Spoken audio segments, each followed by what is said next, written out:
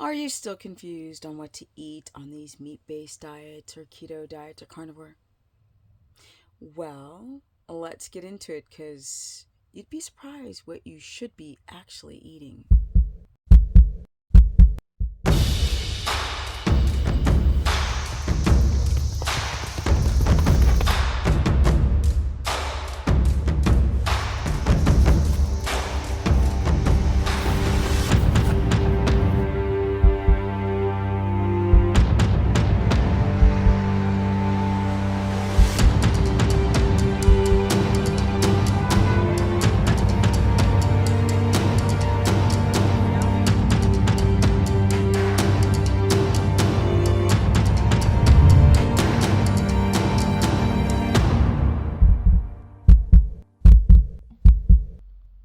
Welcome, everyone, to my crazy life. Is that okay? All right. What should you or could you be eating on these diets? Now, ketogenic diets are the same as carnivore diets. And I think people have forgotten that they are the same. One, there's no plants. So why would people cut out all the plants? Because they have a weak gut wall. Top of the large intestine and bottom of the small. Plus, the microvilli have been broken off and they have big holes in their gut wall. That's why. And your immune system becomes compromised and you develop a plethora of issues. When you eat plants, because of the anti-nutrients in the plants, people have become so, I don't know if the word's toxic.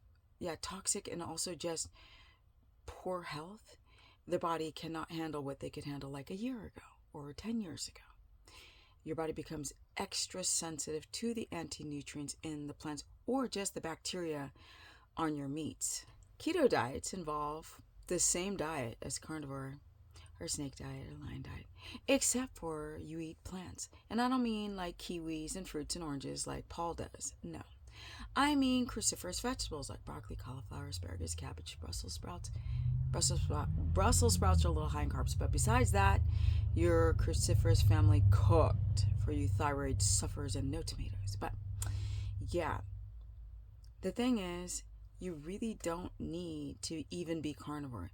You can ride the line of carnivore by having every other day, if you have a severe mast cell reaction to plants and joint pain, all this weird stuff, the point isn't to cut that stuff out because there's a lot of amazing medicinal benefits to plants. The plants aren't the problem. We can eat oxalates. We just shouldn't be making them all year long in smoothies every other day or every day. We develop issues with the buildup of oxalates. It becomes a clusterfuck of a mess. Yeah, so what can you eat? This all comes down to the individual. It's crazy because some people with a weak gut wall, because it should be, sorry, I have fallen on my hands on my ranch. It should be tight, right? And little microvilli, but sometimes you guys develop big open holes in the gut wall. And that's where the rubber hits the road with health problems. People become malabsorptive. They can eat a bunch of meat and yet their iron is still low, or their B12 is low, or their protein is low. It's crazy the affectation and the response to the gut once you have demolished it and poked holes all through it. And that is the reason why I do not say that everybody can eat the same thing. You have to really be able to recognize your individual health issues. For example, some people can eat avocado, which is loaded in potassium, and a lot of people can't. They have latex allergies, they get itchy, mucus, headachy,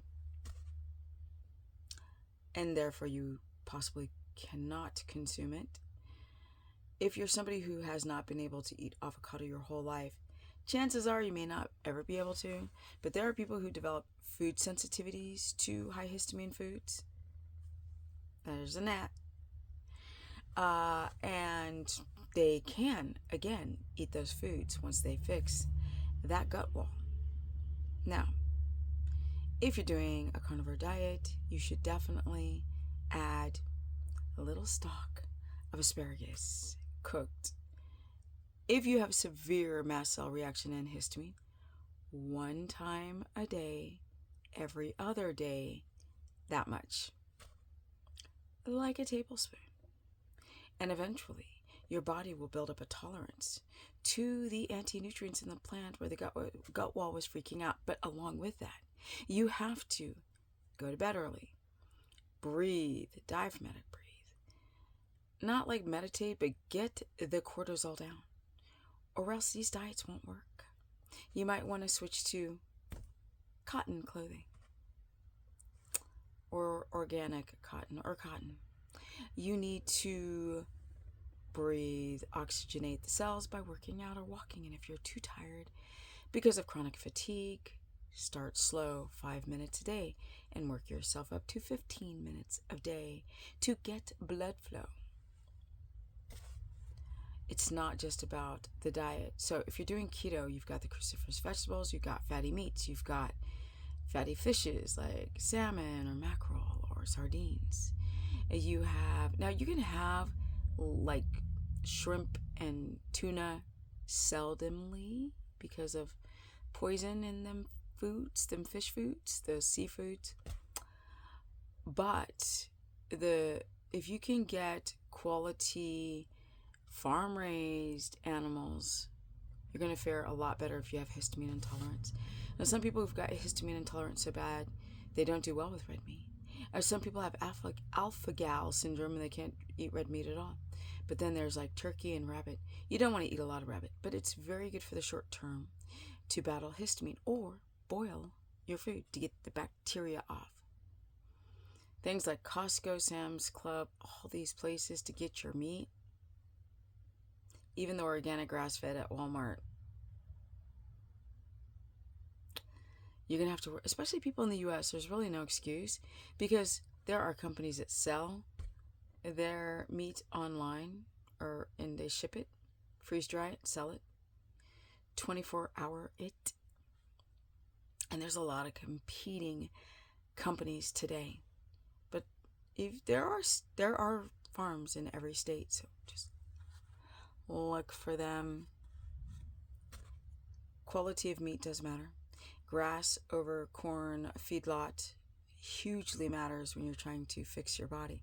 When it comes to detox or weight loss or inflammation, joint pain, headaches, mood swings, menstrual issues, testosterone issues, muscle gaining, muscle loss, and chronic fatigue, and candida. Now, does ketones give you candida? Question mark. No! Ketones don't make your candida grow like crazy. Your cheeses will. Your fermented foods very well may do that. No kimchi. Toss the sauerkraut for now. The MCT oil and coconut oils, these fats, Verdelös Nestan. Okay, no. MCT oil, rather do coconut oil for the mental lauric acid and antifungal benefits. If you can get your stress down, because you can still be stressed, not be in ketosis, not eat a drop of carbs or sugars, and your candida can explode just by gluconeogenesis and stress and too much cortisol. And that's why it's not about diet alone. But your vegetables, if you should do them, should be in the prebiotic fiber range. On occasion, you can fit in there a little green beans or zucchini, but not a lot. A little bit of artichoke, but not a lot. Your carrots, your carrots and corn and yellow squash, too many carbs. The big bulb onions, too many carbohydrates. We're trying to drive ketosis on these diets because I've explained this many times. Meat alone is not going to fill up the gas tank and can irritate the thyroid. You want to eat every 3 hours. And if you have a histamine response to plants, 1 time a day, this much every other day until your body starts to seal up the gut wall, and your inflammatory reaction begins to go down because it doesn't know how to fend off the anti-nutrients coming in. And the longer you do carnivore, the worse, and it becomes more difficult to go back to plants if you choose to, because of the drop in diamine oxidase, which is an enzyme that breaks down histamine. So people get stuck, like Michaela Peterson. She's stuck eating meat, and then she has problems sometimes eating meat. I know. I wish it were that simple. I wish fasting were that simple, but it's garbage. I wish that one meal a day and garbage. I wish that you could eat fruit on carnivore, but you can't. We haven't even gotten into electrolytes, but avocado for your electrolytes, meat broth. If you want collagen, use oxtail instead of any of the collagen powders. Do not do the iodine drops. Do some seafood like oyster extract. And if you have a problem with seafood, then eat eggs and a little sea salt and liver. Yeah. I hope this helps. I could go on and on and on what to eat. If you're still confused, comment below. Tell me more specifically. Like people like, can I do raw milk? Not if you're trying to drive ketosis. Cream is even on the iffy side. No coffee, no decaf. The decaf is toxic because it has benzoyl chloride in it. Swiss waterpress has too much caffeine. That's why they use the chemicals to do the bettering of getting out the caffeine. Be careful for the teas because tannins can rob your body of what? Magnesium.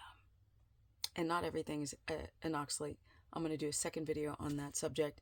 Everybody's paranoid that they're dumping oxalates, and often they're not, unless you were a vegan for a long time. All right. Comment below. Share this content. That's how people find me. My life is crazy. I'm going to go out right now and shovel some dirt and some gravel, and I'm going to do some videos because I'm going to turn this channel into an inspiration of what to do as you get older, that you don't need testosterone. Women, you don't need to be on those nasty ass HRTs. The cholesterol is not your problem. I'm going to go into all of that stuff and just get your butt outside and learning how to still build muscle and stay lean even post-menopause or menopause. Comment below, share this content. My Instagram is Stephanie Ketogenic. My Facebook fan page is Stephanie the Business Person.